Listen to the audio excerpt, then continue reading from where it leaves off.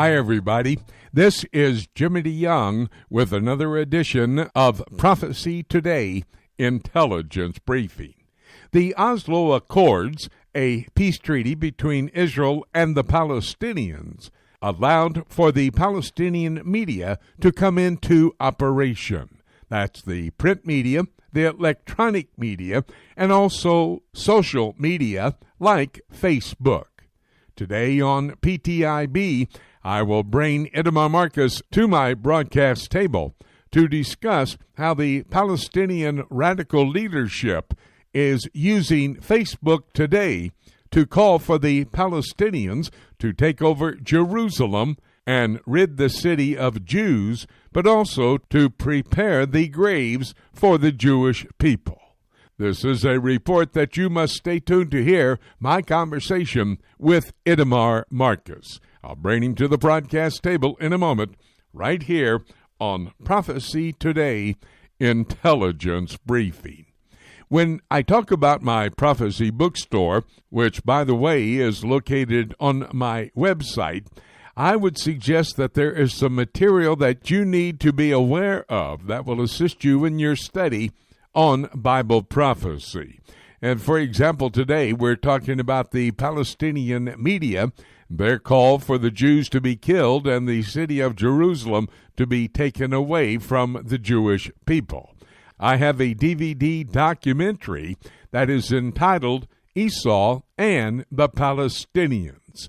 On this DVD, we give you the past history of the Edomites, which became, of course, the Palestinian people of today. And most of that filming of their history was done in Petra, that impregnable city in southern Jordan.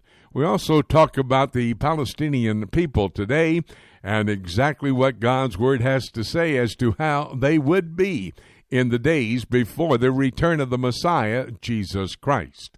And then we cover what the little prophet of Obadiah had to say, how the Palestinian people, after the Messiah comes, after Jesus returns to the earth, will be wiped out as if they had never been. You need to get your copy of Esau and the Palestinians. It's available at my website in the Prophecy Bookstore, the website prophecytoday.com. Well, as promised, Itamar Marcus, who heads up the team that monitors the Palestinian media. Now, their website address, palwatch.org. Let me suggest you bookmark that site. I have it bookmarked, and I get information, alerts from Itamar and the team about what the Palestinian media is actually saying, which is key to our understanding of the Israeli-Palestinian conflict that actually has been going on for about 4,000 years.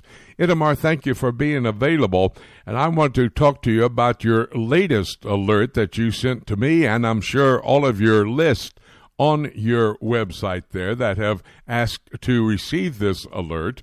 It's talking about Fatah, who has a brand new video with a song in it, Let Jerusalem Be Freed of the Jews and Prepare Jewish Graves. Now, before we get into that particular video and song, talk to us about, remind everybody who Fatah is. The main political party in the Palestinian Authority, the political party that Yasser Arafat ran and then continues with Mahmoud Abbas, is Fatah. So when we talk about Fatah, we're talking about the voice of the Palestinian Authority. Fatah originally was a terror organization. They claimed in 1993, when the Palestinian Authority was started, that they would put down their weapons and they would now be a political movement. As we have seen over the years, they have a very, very active terror branch. They've done many suicide bombings. Today, they are a little bit quieter, but when we see from videos like this that they posted, they have not yet really freed themselves from their terror identity. Well, let's talk about that video that is in your alert. It's a video talking to the Palestinian people, wanting to incite the Palestinian terrorists to let Jerusalem be freed from the Jewish people and prepare for Jewish graves. Now, this is a video that's on Palestinian media, But it's not only that, it's a song that many of the Palestinian people are singing. Is that correct? Yes, this was put on Fatah's official Facebook page, and I'll discuss Facebook in a moment. The words are outrageous, and it's referring to the peace that was made between Israel and the Bahrain and the United Arab Emirates, two Arab countries that finally decided to stop hating Israel after all these years and make peace, something Israel's wanted all along. So this song starts, when the Arabness becomes heretical. They're saying that just making peace with Israel is heresy, and therefore you, Jerusalem, should wait for the Knights of Allah. They're turning it into a religious war. The Knights of Allah are going to free you of the Jews, and this will be the Jews' graveyard. Now, this song, that Fatah chose to put this song on their website, on their Facebook page, is an outrage, first of all. But that Facebook agrees to post these songs is a double outrage. Facebook would never post this kind of hatred if it was directed against any other ethnic group, if it was directed against Muslims, if it was directed against African Americans. They take these things off in a second. But when it's directed against Jews, Facebook allows it to stay. Now, they claim that they don't, and we have been reporting this to them for years, and this is the kind of stuff, this is the kind of hate that still appears on Fatah's Facebook page. This is total inconsistency by Facebook, and the fact that not only do they take your site down often for even reporting the truth on the Palestinian terror, but Fatah is using Facebook to promote terror and anti-Semitism, is it not? Absolutely. There have been so much anti-Semitic material on Fatah's Facebook page. In fact, I recently checked, and it was still there.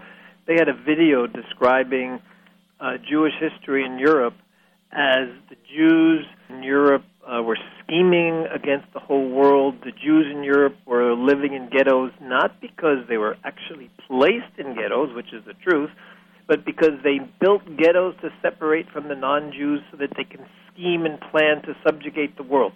This was put up over a year ago. We notified, we wrote about this, and yet it's still there. As I checked a few weeks ago, it was still there. So the anti-Semitism comes up, and the anti-Semitism stays on Facebook page of Fatah. Well, let me talk just a moment. You mentioned earlier in our conversation the UAE and, of course, Bahrain with the Abraham Accords signed between Israel, the United States, and those two Arab nations. I understand there was a delegation from the United Arab Emirates who wanted to visit the Temple Mount, Al-Aqsa Mosque. They came, and at that time, the Palestinian Authority and Fatah actually went out after these Muslims from these two different Arab countries. Boy, they are going after everybody and anybody, aren't they? Absolutely. On Fatah's Facebook page, they put a cartoon of the Arabs coming from the Gulf countries, going to the Al-Aqsa Mosque, and they were walking through a boot, literally a picture of a boot, and on the boot was a Star of David, meaning they were going through Israel to get to the Al-Aqsa Mosque, and therefore, they shouldn't go to the Al-Aqsa Mosque.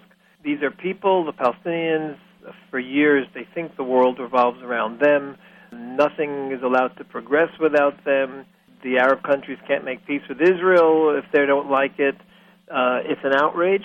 It's an outrage that anyone takes them seriously, and tragically, many countries in the world, including Western countries, take them seriously. Iran takes them seriously, I expect. Syria takes them seriously. Hezbollah, they all support them. But why do the European Union support them, the European countries? Why did the United States under Obama give them all this support?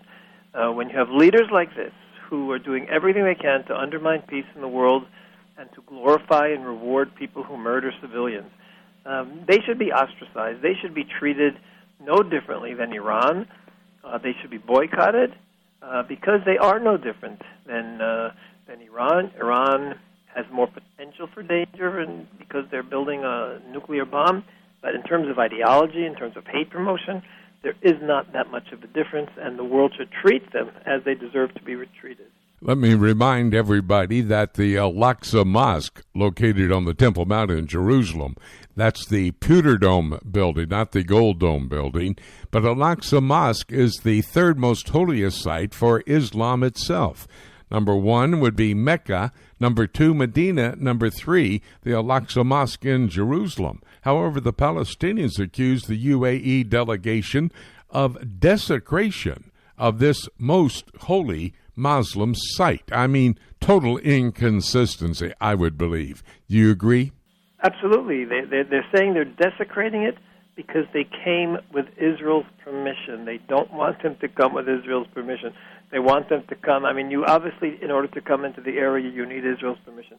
But they didn't want them to land at the Israeli airport. They wanted them to come through Jordan, across the Jordan River, and come by bus or by car through Jordan. They don't want them to come through Israel. So that's their outrage. And again, what the irony here is, this is the Palestinian Authority that probably one of the highest, if not the highest, recipient of foreign aid from Western countries in the world. How can they be giving a country that is filled with so much hatred? How can they be giving them so much aid? That's something that we at PMW, Palestinian Media Watch, have been talking about and warning about, and not imagining how this continues to happen all of these years. Well, that's a great question for the leaders of these nations of the world, and how they treat the Israeli-Palestinian conflict with total inconsistency. That is the evidence that I've just given you in my conversation with Itamar Marcus, who heads up the team Palestinian Media Watch, as to how God's Word is right on target when it talks about, for example, in the book of Ezekiel, Malachi, and the little book of Obadiah, what will be the end result of the Palestinian people. We'll go more in depth on that when I take a look at the book in a moment, right here on Prophecy Today. Itamar, thank you for not only your service to the rest of the world about what really the Palestinian media is saying, but also thank you for your time to give me a conversation right here on Prophecy Today. Hope to have another one real soon down the road. Okay, good talking to you. Have a good day. Very important report from Itamar Marcus, who heads up the Palestinian Media Watch team monitoring the Palestinian media.